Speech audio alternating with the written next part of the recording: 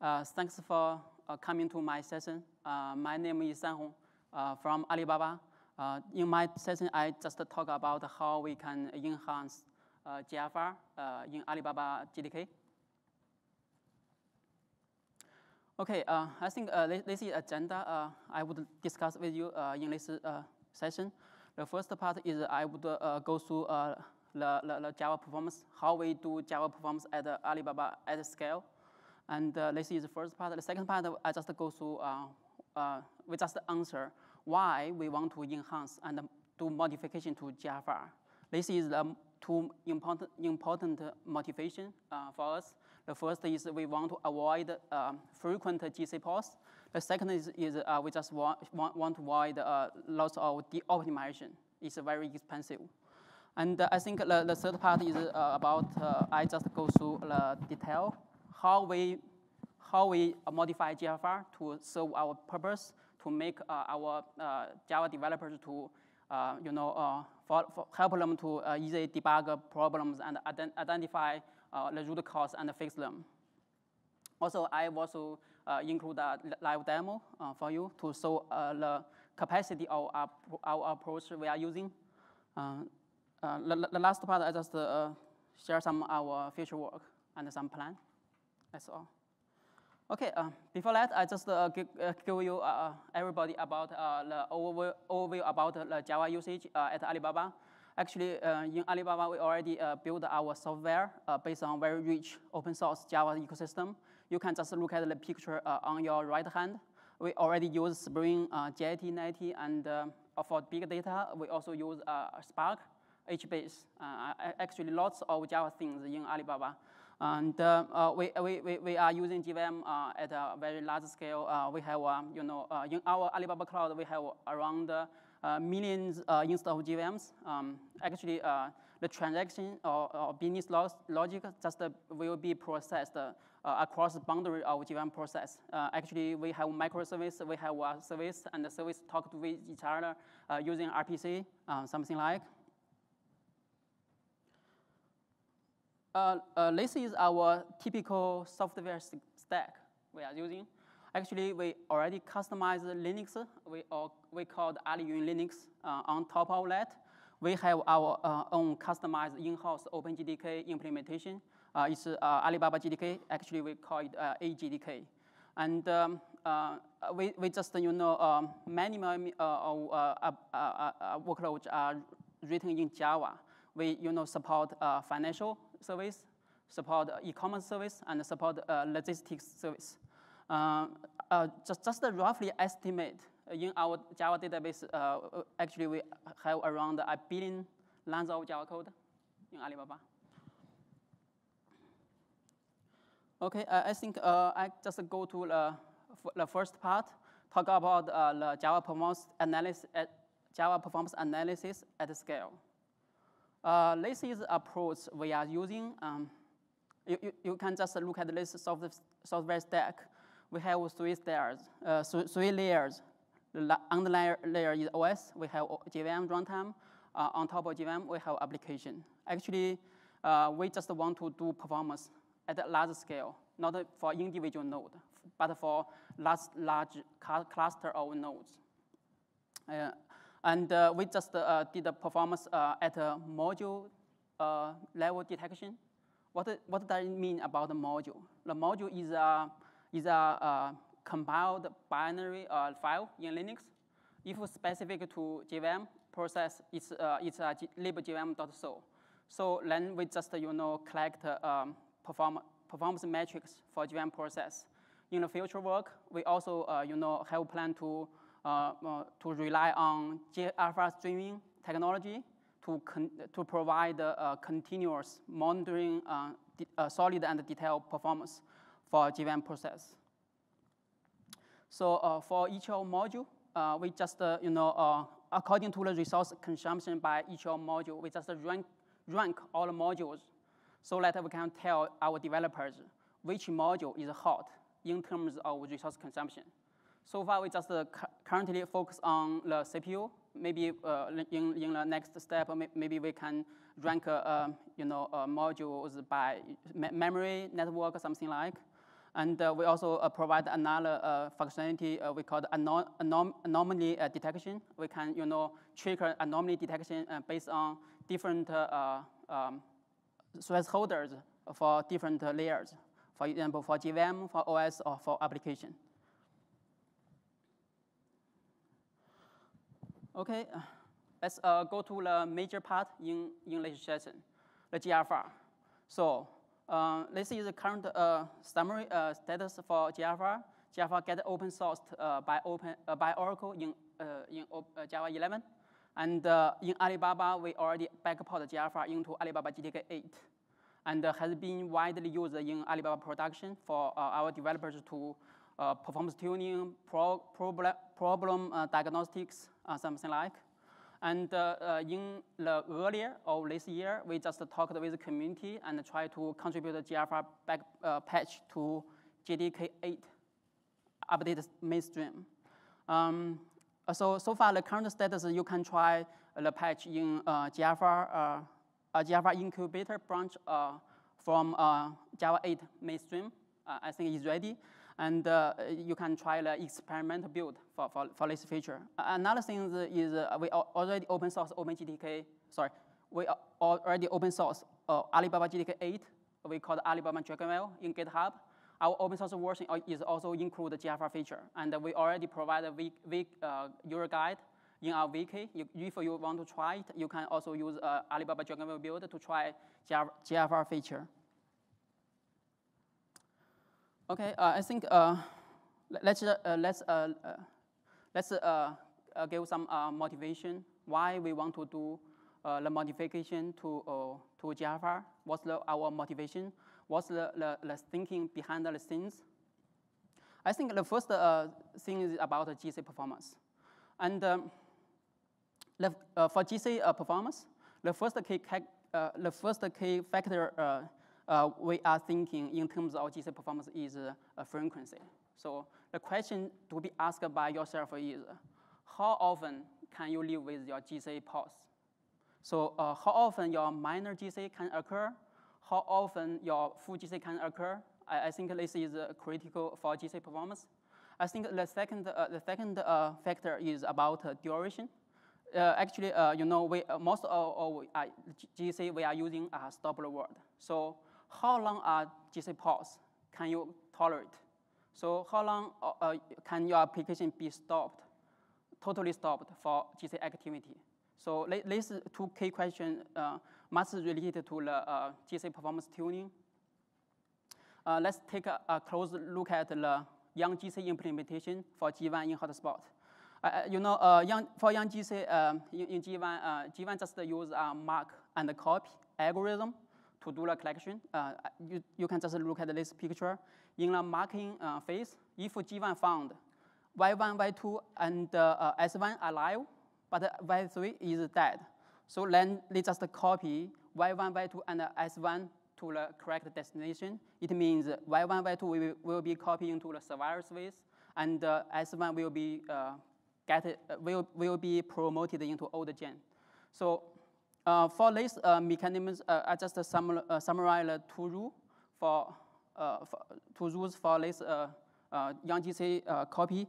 The number one is the frequency of YoungJeezy event is dominated by either by your application allocation rate, right?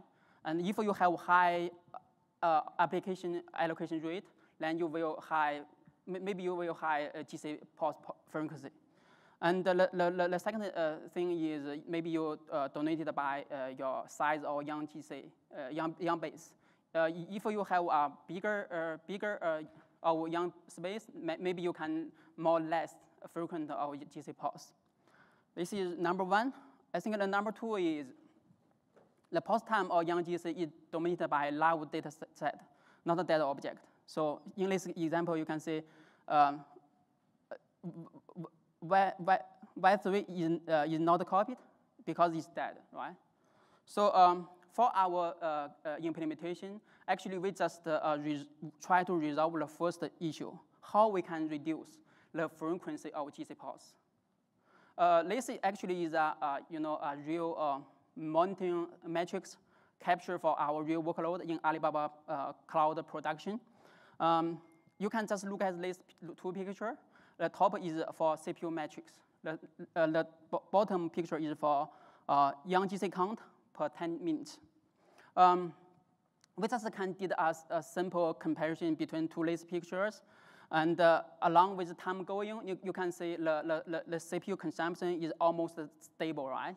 But different from CPU, you can see the YoungJeezy count is the change of YoungJeezy count is turbulent. So I just marked in the red rectangle, and you can see the worst case is for 10 minutes, we can got around 200 times our GC pause. It's very, very frequent. This is a real case. So the quick question is, how can we reduce these GC spikes? Yeah, if you check GC log, you can see lots of such like information and lots of allocation failure, which will trigger YoungJeezy, right? But you cannot, GC log cannot tell you what allocated the most objects, right? You cannot deduce from GC log which stack or what has allocated the most objects. This is what we want to try get it in Java technology. I think this is the first challenge for garbage collect challenge, how to reduce the frequency of GC. The second thing is we want to try explain why we want to reduce the de-optimization. Before that, I just go through the basic just-in-time basics. You can say hotspot provide a mixed mode execution. We start off running in interpreter. Interpreter is really kind of slow. And when the method get hot, and the runtime will just-in-time compile it. The first level compiler we call the C1 compiler, and the code compiled by C1 is faster than interpreter. When you run a little longer, and we maybe transition to the C2, the code generated by C2 may be really fast, really faster than interpreter and the C1. But during the C1 and the interpreter execution, the GVM maybe gather the profiling information about your program. The profiling information is something like, if your if statement is always evaluated as true, you never run into the else block. Or the null value never flows into the call site. Or maybe you always use array list instead of linked list. This profiling information is very useful for JIT for compilation, for their optimization. Based on this feedback, JIT can just do a speculative, aggressive optimization. But unfortunately, the bad thing is, if the speculation is wrong, then the GVM has to drop all the way back down to 0, go to the slow interpreter. That's the problem. We just call this is the optimization. So in our production, I just collect the top 4 regions which cause the optimization. I just list the 4 regions here. Unstable if. Here is a code example. If JIT found you never run into else block, it just compiles if block, right? But sometime later, if you run into the else block, then you need to go to the interpreter because a compiler just put a conf trap in the else block, and then you go to the interpreter. This is the first reason. The second reason is we call the null check. So maybe most of you are familiar with GVM already did optimization we call the null check elimination. In this case,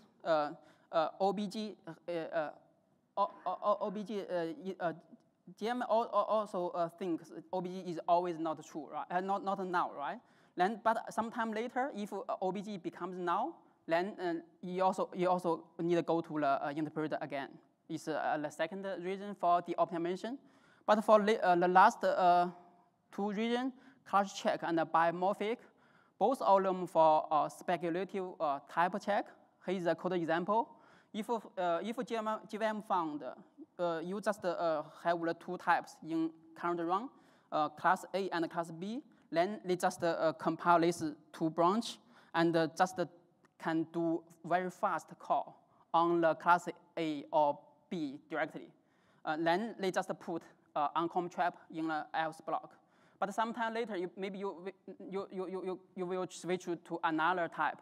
For example, class C, then it will trigger the optimization and go back to the interpreter.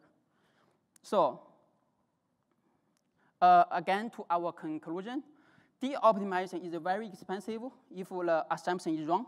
So we need to try to have mechanisms to avoid them. This is a real case, also captured from our one of e-commerce in our Alibaba cloud. The x-axis is time. The y-axis is number of the optimization. You can see when the bursty traffic comes in, then you can see, the worst case is we can saw around 350 times of the optimization happened in very short time, actually in 1 minute. Actually, it will cost a lot of time because because of the optimization, then JVM go to the interpreter and the method should be recompiled again. Then the compile thread will consume much more CPU resource. Is very expensive for us, especially in bursty build period. So I think you can check the just-in-time compile log by turn off a print compilation JVM parameter. Then you can search the mid-node attribute keyword, and maybe you can check which method, how many method the optimization, method the optimization has happened in your application. But you can get this information, but you cannot avoid them, right? So I think this is the key part in my talk. Let's talk about how we can change GFR, enhance GFR to address the above two issues. How avoid frequent GC pause, avoid frequent of de-optimization. Okay, before that, I think I just go through the current implementation GFR. Which kind of object allocation event does the current implementation of GFR support? I just listed here two events, event object allocation outside TLab, and another is in new TLab. TLab is called, the full name is thread local allocation buffer, which is designed by hotspot for fast allocation, because you will allocate an object without holding any lock. You can just look at the picture in the bottom. This is GFR. This is results from Java mission control. You can see each row represents one thread. For each thread, you can check how many allocation happened inside TLab and how many allocation happened outside TLab. Then actually this information is quite useful for developers to check if significant of number allocation happen outside TLab, it means you have performance penalty on allocation. Actually, generally you have two choices to resolve this issue. Maybe you need to reduce the object. You need to reduce the size of object to be allocated. This is the first option. The second option is maybe you need to tune your size of TLab and to make most objects should be allocated in TLab for faster speed. But all these events are captured in slow path in current implementation of GFR. So I want to dive into our implementation. Before that, I just give you some general picture about our JVM parameters we are using in Alibaba GDK. The first parameter is enable GFR. You can just use this parameter to turn on GFR for Alibaba GDK or Alibaba Dragonwell. The second thing is our extension. We just provide two options for GFR options. The first is you can use a simple object allocation to turn on object sampling. The value is true or false. The second thing is interval. It means how often you will take allocation samples. I just give an example. If you set this interval as 10, it means you will take allocation samples at every 10 allocation. For example, you will take samples at 1, 11, 20, 11, and 30. 21 and 31, and so on. Okay. This slide is about when we do the allocation sampling. As I thought, TLab has been used in hotspot, and for TLab is for faster allocation. In this case, we have two threads, T1 and T2, and each of them has their own TLab. And this pseudocode just shows you the skeleton of our implementation when we do the sampling. Actually, we do the allocation sampling in both fast pass and slow pass. What does it mean about the fast pass? When the object gets allocated in TLab, after its complete initialization, we just call this function GFR sample fast alloc. It will take allocation sample. We also do it in slow pass. If it fails to allocate in TLab, and if, the GVM will go to the slow pass. In the slow pass, we also will take allocation samples. This is timing for our object allocation sample. Let's think. This slide is about how we can do object allocation sampling. I just show the assembly code. We just do it in compile code generated by C2 compiler. Actually, we have 3 major steps. In this implementation, the first thing is we just check whether or not the sampling flag is enabled. Actually, it's this flag, right? I just show you in previous slide as a GVM parameter for GFR option. The second thing is they just check whether or not the current allocation is sampling target. If this target is configured by object allocation sampling interval. Okay, if both our conditions in step 1 and step 2 are satisfied, then our implementation will fire the related event, GFR related event. Okay, trace events.xml file is a file where the GFR events were declared. So in this XML file, we just add our own events for object allocation sampling. The first event we called up to instance.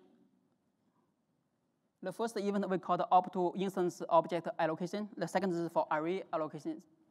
The second is for array allocation. So why we call up to? Up to is a prefix used in hotspot context. It means these 2 events are only supported in C2 compile code.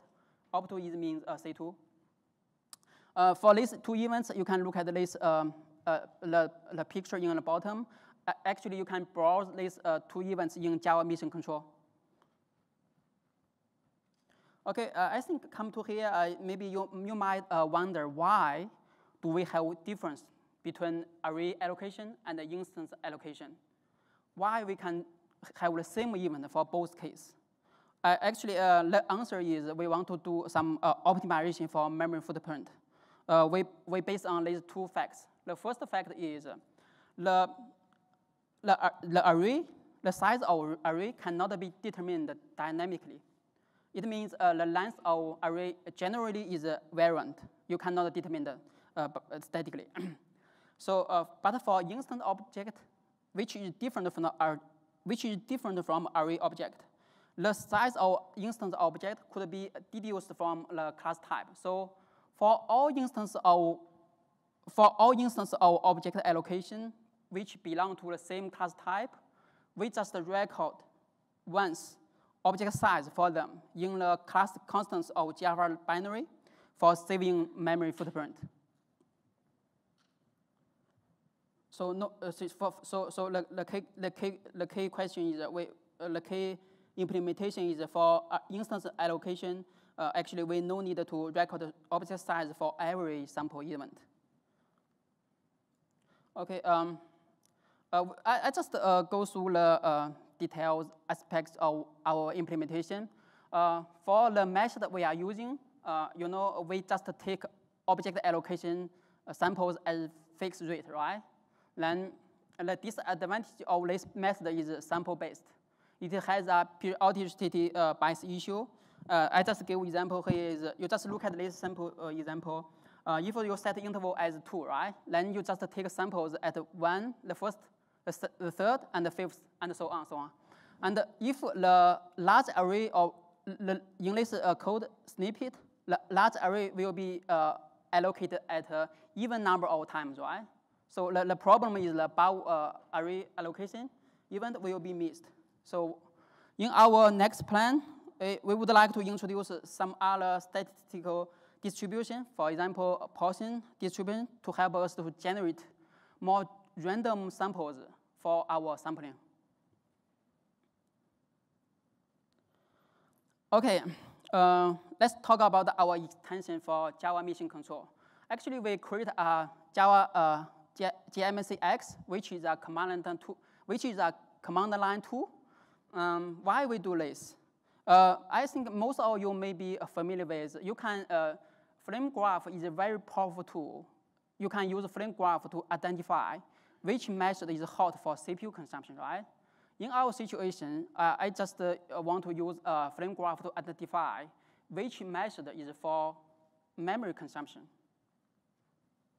So this is our methodology. We just want to use flame graph to show the results to our developers, which method, which stack already allocate most of our objects. This is usage. It's a command tool. You can just use a flame graph option to generate a flame graph from GFR events. I have a demo for this. Okay. So far, I think I covered most of detailed aspects of my implementation. And maybe I think you may be curious, what's the performance overhead introduced by our solution? Anyway, we just, we will need to do the sampling at each of object allocation, right?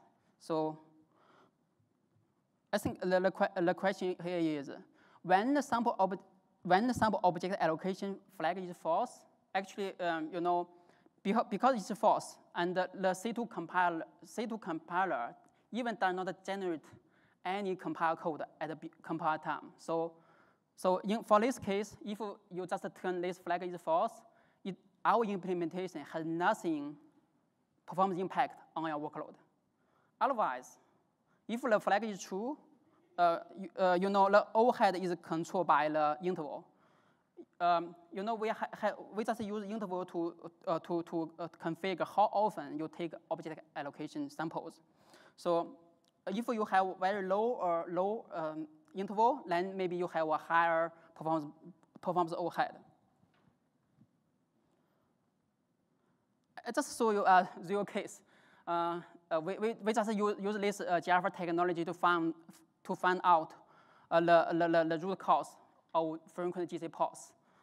This is a flame graph generated for our one e-commerce application. You can see by the ratio indicated by this flame graph, you can see actually most of objects allocated by purple part, right?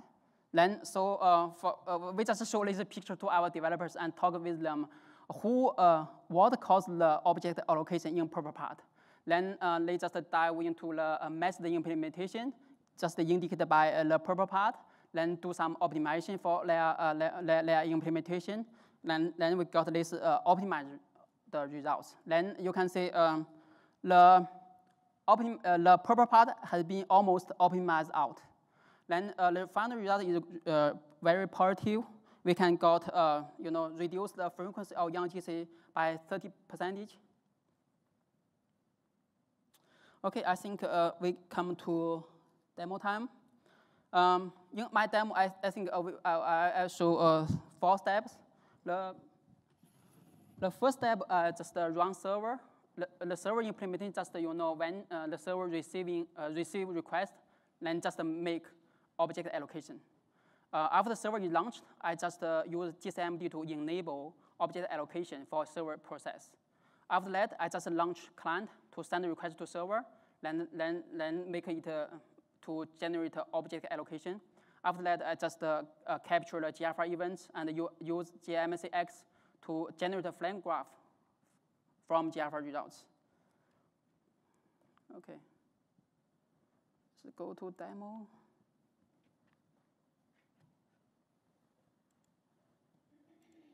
This is my server.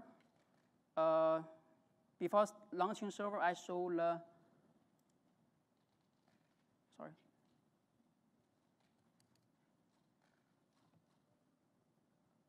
Launch server. Yeah, just show the given parameters we are using. You can see we are enable GFR. Then we just enable our sample object allocation, and interval is 1. Then just launch a server.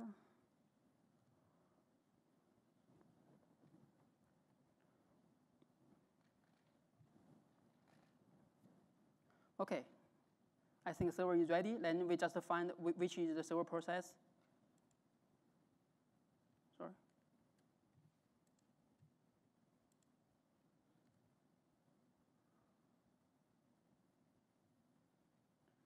I think this is PID or server process. Then I just attach GFR to it. 6223.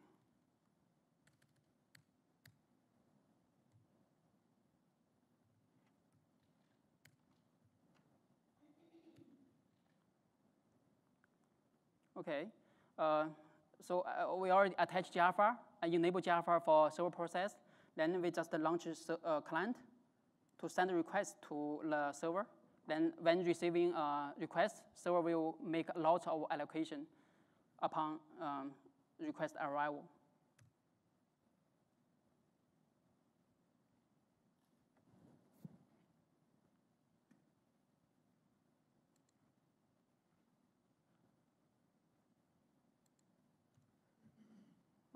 Okay, you can see on the screen, you can see actually server already just is allocating many allocation. While it's going on, I just saw the Alibaba GDK. What does it look like? It's our internal version of OpenGDK used in Alibaba internally.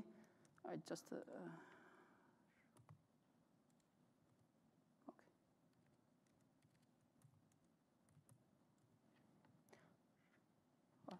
go to bin.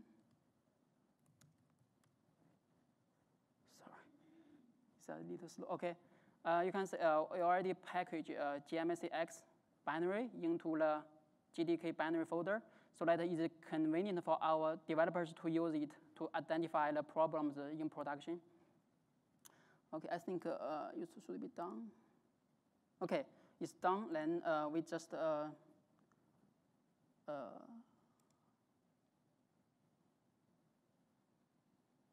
stop GFR. Sorry. The process C6223.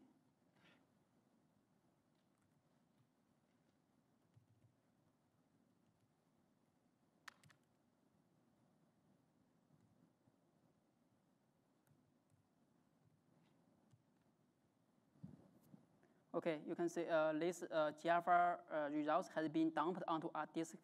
Then we can use GMC to generate flame graph from these GFR results. Yeah.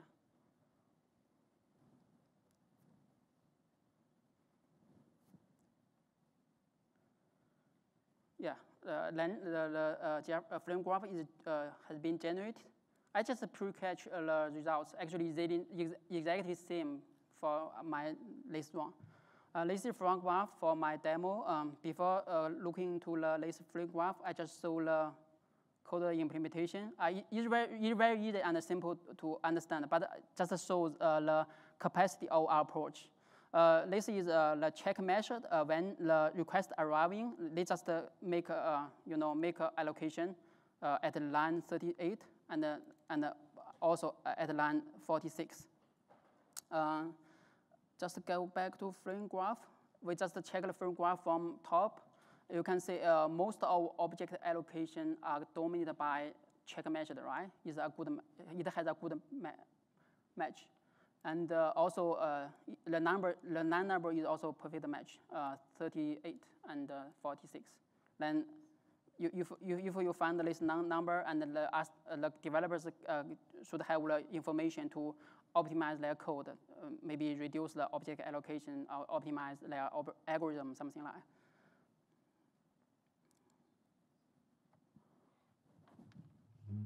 Okay, I think we can go to the next thing about the optimization.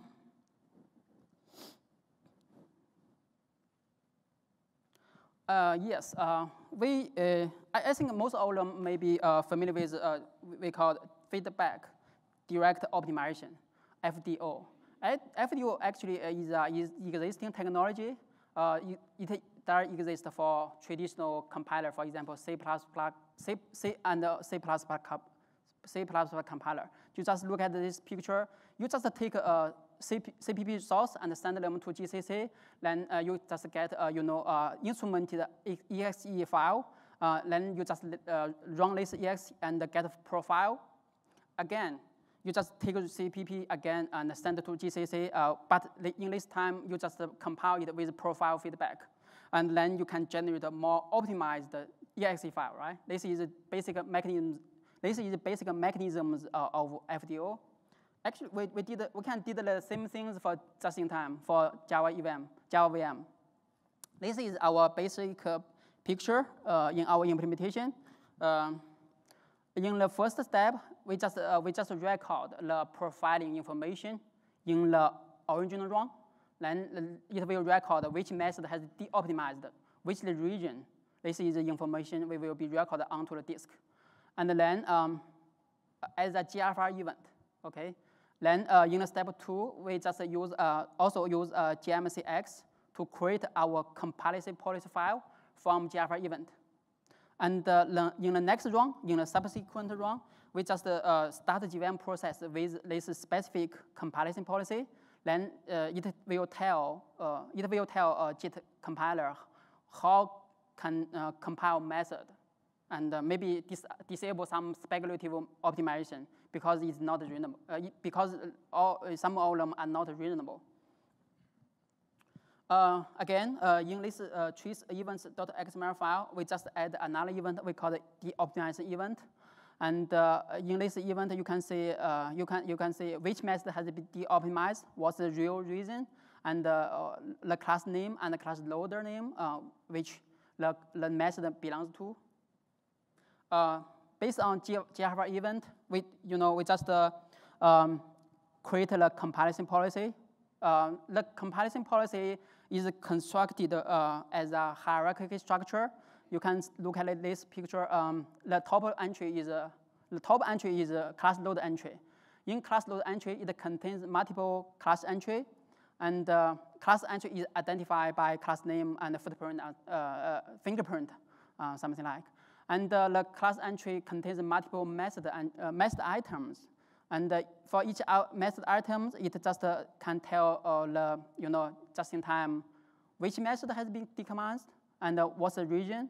Also, absolutely, the method item will include the method signature and the method name, something like that. How to use it? This is a command. You just can enable FDO by using this flag. And also, when you start your GVM process in next run, you also need to tell your GVM where is your policy file. Okay, I think this is the results. When we're using FDO, when we feedback to just in time, the blue line is a baseline JDK, just a normal just-in-time compilation. The orange line represents the Alibaba JDK with FDO enabled. So you can see the final result is good. We can see in peak time, we can see around 10% CPU if we compared between baseline and FDO. What had happened? Actually, the idea is very simple. For FDO, we just, because the FDO is based on some profiling information, and the just-in-time just can disable some unreasonable speculative optimization based on feedback. For example, if in previous run, you just found, you lost a non-check, you just found, many unstable if de-optimization, right? Then in this next run, then the just-in-time compiler will compile both if block and else block. So instead of putting uncomp trap in else block, this is some basic idea. We just disable speculative optimization based on feedback, so we can get CPU saving. Okay, I think this is the last slide for my talk. I just gave some summary. For my talk. In my talk, I just covered 3 G-alpha events, right? The first two G-alpha events is about how to do the GC optimization, how to reduce the frequency of GC pulse. The last is about de-optimization event, how we can use G-alpha and generate a compilation policy to enable JIT more reasonable optimization for JIT. And all the features talked in my talk are only in Alibaba GDK, not in Alibaba Dragwell, but we are planning to contribute an open source to OpenGDK, OpenGDK upstream, talk with the community, whether or not we can make it as available to mainstream. Also, we open source them to Alibaba Dragwell. If you are interested in them, maybe you can try our experimental build in very soon, I think. Thank you. Thanks for your time. Thanks for your attention. Okay. Any question?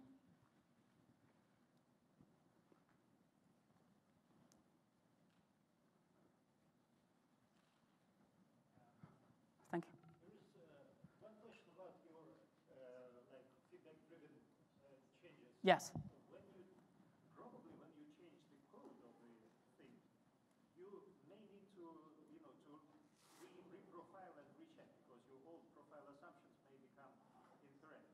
So, did you think about this problem? And if yes, then do you have like a periodic loop of reprofiling and reapplying these changes, or how does it work? You mean, yeah, good question. You mean if the application change the code, right? Then run, yeah. When you change the code of your application, yeah, I get your point.